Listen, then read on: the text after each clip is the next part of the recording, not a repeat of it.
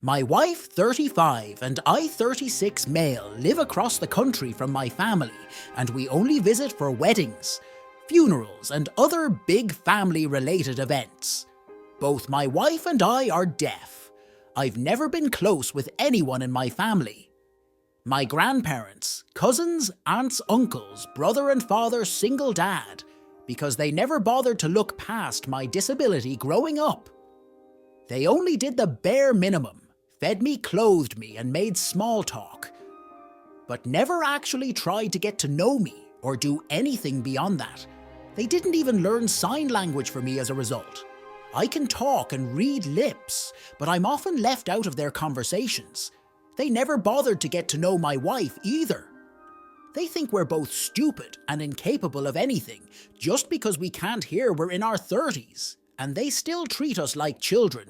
We hate it. Especially my wife, who has purposely not visited them since 2017. I have a successful career, and so does my wife. And we've been entirely on our own since college. We have a healthy bank account, travel a lot, and are ready to buy a nice house.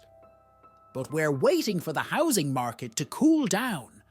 Yet despite all that, my family thinks that my wife's family takes care of us. Help out financially, manage our finances, and walks us through everyday tasks, like buying groceries or paying bills. They just won't believe that we're intelligent and competent people who have done well for ourselves all on our own. My older brother is not deaf and is very close with my whole family. Unfortunately, he doesn't have his life together. He works odd jobs, has unstable relationships, and regularly mooches off people. Yet my family still reveres him as a competent person. He's a narcissist who has always treated me poorly, and my family enables his bad behavior. That's another reason I keep them at arm's length. I hope I've given enough context, so now onto the issue. My wife and I have a toddler daughter. When my wife was pregnant, we decided we didn't want any of my family in our daughter's life. It wouldn't be healthy for her to be around people who constantly disrespect her parents. And if she turned out deaf, she didn't. They wouldn't treat her respectfully either. No one in my family keeps in touch with me anyway. So I didn't see a reason to volunteer any information to them. So I never told them about my daughter. We keep her off social media, and I visited them only once since she was born. But she stayed home with my wife. My brother discovered my daughter's existence a few weeks ago. The whole family is very upset. They blame my wife because they thought she controlled me, which is not true. They accused me of denying my daughter, a family that could have helped raise her in many different ways. They may have a point. I'm starting to wonder if my wife and I are selfish for keeping our daughter from a big family full of cousins her age. Because we have our own hang-ups about them. Am I the idiot, not the idiot? I think you made the right decision. They don't seem worth keeping in contact with. I'm struggling to understand how they're so dense.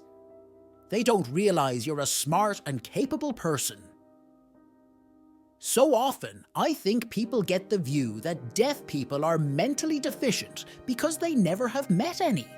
But they have known you your whole life and still don't get it.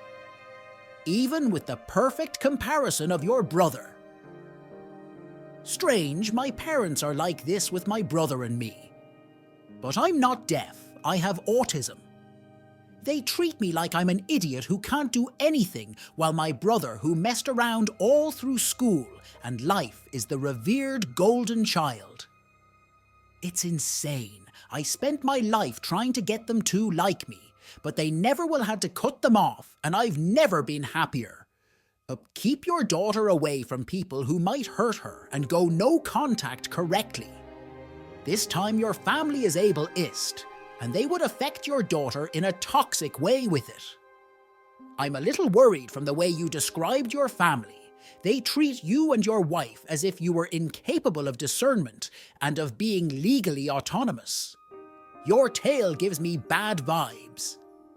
Now that they know you have a daughter, I would take steps to protect her, like warning the kindergarten daycare. And in future, the school that they're not allowed to pick up your daughter. That's what I said too. Talking to a lawyer to be prepared if they go the CPS route, and making sure no caretaker will release her to them could be important.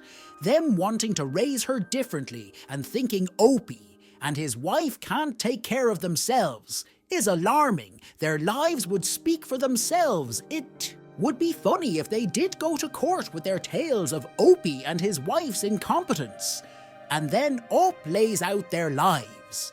Then they would look like the fools they are and dash any hopes of any visitation in the future. But I agree, document everything and ensure all your affairs are in order. I was married for 9 years. To my ex-wife, we were childhood sweethearts who married out of high school and had 2 kids together. Then she got pregnant for the 3rd time, which was a surprise. We were done with having children. I had a vasectomy to ensure we wouldn't have more children. I went to my doctor, who confirmed I couldn't have got her pregnant. She then confessed she'd been having an affair, but didn't want her marriage to end. I told her I wouldn't stay with her after she betrayed me, and I would not raise the child she made with another man. When we separated, she moved in with her child's father. When we divorced, she got engaged and popped out another child with him. I should mention I paid for a DNA test on her 3rd child to be 100. Sure, because I will never turn my back on my children. DNA proved her child was not mine. He left her high and dry and with nothing. She had only a small family, her mom and sister, who helped her out. But a clear message was sent that I should step up and be a father to her other children. I said no way our sons together are now. Tweens, her other children are toddler and pre-KX struggles financially, and has repeatedly pleaded with me to be a presence in her 2 younger children's lives over the last few years. They don't have any active male adult figures in their lives. And I understand that she wants that for them, but I have no desire to be that. So I choose not to think about those kids unless I have to. When I'm going to be around them, to make sure I can at least not be an idiot. They are my boys' siblings after all. The older of the 2 is having a birthday soon. And I've been asked if I could buy some gifts and show up at a birthday party for her. The child I have refused. I said it's on my ex.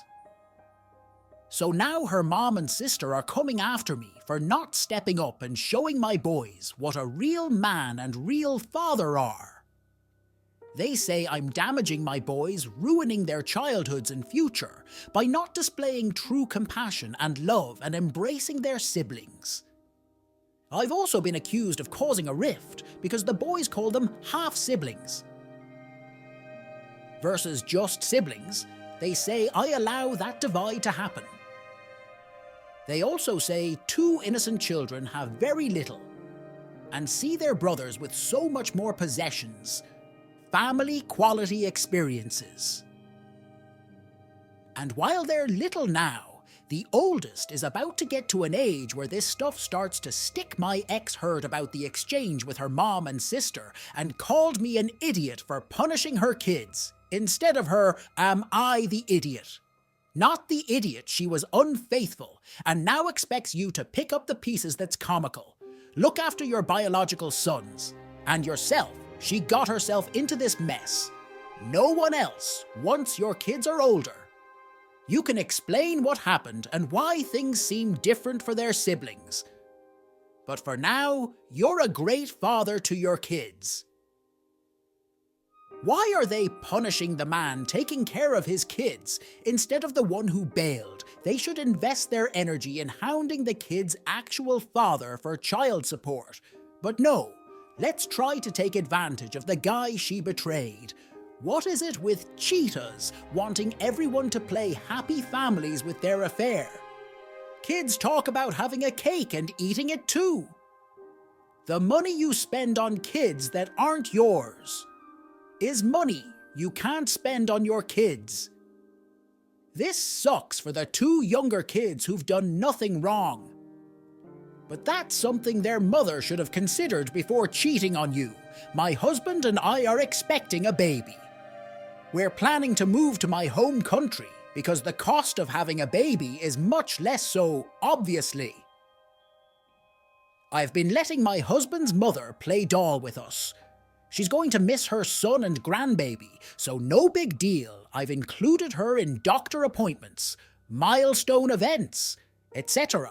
So she asks when she should throw the gender reveal party where I'm from. That's not really a thing, and also I don't feel comfortable with the whole concept. Especially when I know that some of his family members are those weird boy-favouring people. So I told her that it was very nice, but I prefer not to. If she wanted, she could just do a bigger baby shower. She didn't seem to understand, but didn't bother me. So last Thursday we went to the doctor. Husband was working, so only mother-in-law. And me, the doctor asks if I want to know the gender of the baby, and I say yes. My mother-in-law shushes me. She says no. Put it in an envelope so we can give it to the person responsible for the gender reveal. I said no again and asked the doctor to tell us. Mother-in-law starts getting impatient and saying that's no big deal to just let her have this one thing. Reiterated that we could have a bigger baby shower, but gender reveals are off the table. She left crying after the appointment. My husband called me. Asking what had happened, mother-in-law called him crying, saying I'd been horrible to her. I told my husband everything he said. He understands me and is not a fan of gender reveals, but we should play along because his mother is sad. The thought of standing there and doing the whole ballerina or trucks crap makes me uncomfortable, and I just... But it's true, we're leaving. So am I the idiot for refusing a gender? Reveal not the idiot. The doctor asked you if you wanted to know the gender of the baby as the mother. That's your damn decision. Mother-in-law can mind her damn business. And your husband is gutless wanting to play along with her. He should be standing up for you and telling his mommy to mind her business. Your mother-in-law is being way manipulative. Stick to your no being pregnant. Looks uncomfortable enough without adding unnecessary discomfort if she keeps it up. Try crying and ask her why she's so mean for bonus points. Burst into an ugly crying sobbing fit. Next time she brings it up in front of other people, this will make you as bad as her, but it may be worth it. Yes, use those pregnancy hormones to your advantage. Ugly cry and ask her why she's so mean to a pregnant lady. Don't you know stress is bad for the baby? Why do you want to hurt your grandchild by stressing me out while they're inside me and make sure hubby has a front seat? So he can see just what a manipulative idiot mom is being. For the last few years, my 21 male friends and I have had a boys' night once a month. All we do on these nights is drink play games or watch a movie. My brother 19 started to join us as soon as he turned 18. The thing is, whenever we had a boys' night, all of our girlfriends would have a girls' night on the same night. So really, it's become a situation where everyone gets a night to spend time with friends without their partner. There, have a life outside of the relationship type deal. This has been the case since we first started these nights. The problem is that my brother got himself his first boyfriend a few weeks ago, And when we were organising things for this month's night, he wanted him to come, however. Since the whole point of the night is pretty much for us to spend away from our partners, I told my brother that I didn't think that it would be okay for him to come. My brother wanted to put it up for a vote for everyone else, but the vote was pretty much split down the middle, with my vote splitting the difference between him coming and not coming. Now, my brother is saying that the real reason is that I'm uncomfortable with his boyfriend coming along, which isn't true, FYI. He thinks that the whole thing has to do with a phobia or whatever, instead of the simple reason as the entire point of the night is for us to hang out without our partners. Now, he's refusing to come and says that the only way that he will come is if I invite his partner. But I just feel that that invalidates the whole point of us hanging out. So am I the idiot, not the idiot fellow queer here? And when I was last in a relationship with a woman, I frequently went to girls' nights with my female friends while my girlfriend hung out on her own or with her own friend group. As you said, it's important to have your own separate social lives in a relationship and spend some time away from your partner, no matter their gender. You are the idiot. Where should his partner fit in your friend group? He can't come to boys' night. He can't go to girls' night the same night. So is he the only one left out? I understand both of your perspectives at the moment, but it really seems like your brother's partner and future partners will get left out of friend outings when they're gendered like this, and he doesn't get to count as a guy. The concept of boys' night is the problem here. It's not boys' night, gender is irrelevant. It's friends hanging out without their partners. Night dividing groups by gender like that works fine when you're all straight, but it's a crappy way of organising it. When anyone isn't straight, you guys are choosing not to bring your partners along, but your brother wants his partner there. He doesn't want the time apart, so your reasoning makes it sound like either one, you want time apart from your boyfriend's partner, or two, you think your brother needs time away from his partner, so you aren't letting his boyfriend come, and then you are the idiot. Because why would you get to decide that consider what if your brother started dating someone at these boys' nights? Would one of them have to stop coming? My nephew's birthday dinner was at Outback Steakhouse, and my autistic daughter has many food sensitivities. So I looked up the menu and asked if she could eat anything on it. She said no and asked if she could prepare her food. I said she could and asked her to keep it simple. She said she would make a hummus and pesto sandwich and apple slices. I said that was fine.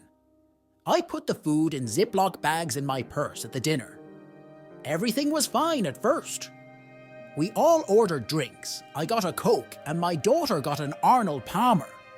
When it was time to order food, I got the steakhouse salad and asked for an extra plate, and my daughter very unobtrusively declined to order. She was so quiet and calm that the rest of the party didn't notice when the food arrived. I quickly put my daughter's stuff on my extra place and slid it over to her since she was eating off the restaurant's plates. It was hardly noticeable that she wasn't eating restaurant food. My sister, however, saw what I did and got angry. She told me to order my daughter an entree. I said she was okay. Then sister got louder and drew the whole table's attention. I tried to divert attention by asking my brother-in-law's mom about her garden. Still, my sister got even louder and told me to stop making a scene, and that this was her son's special day, and my daughter wasn't going to be the center of attention on her son's special day, and I needed to stop acting like the world revolved around her. She got so upset that her face turned red, and a waitress came over and asked for our table to quiet down, because we were disturbing other tables, so I just collected my daughter and left. My sister texted me a bunch of abuse and a Venmo request for $50. I know a salad. I didn't even get to eat most of it. And 2 soft drinks weren't 50, so I sent her 20. Instead, she's mad as heck. My brother said that my sister was tired of it, being always something with my daughter. And even though my sister overreacted, I instigated and should have left her home if she can't handle a restaurant. But to my mind, she did handle the restaurant. She didn't make a scene. She didn't eat their food. So why couldn't everyone just eat their food and ignore my daughters? Not the idiot. It wasn't a scene until your sister made it a scene, and she sounds unhinged. You literally did nothing wrong or anything to steal the spotlight from your nephew. Your sister did that all on her own. You and your daughter found an unobtrusive way for her to be involved in a family outing. Kudos to you for that. If the restaurant didn't have an issue with you bringing outside food, I don't understand your sister's reaction. Wow! Just wow! Mom, kudos to you for handling this in a great way. Your sister, on the other hand, well, it wasn't about her son. It was about herself and control, putting on a show for everyone else.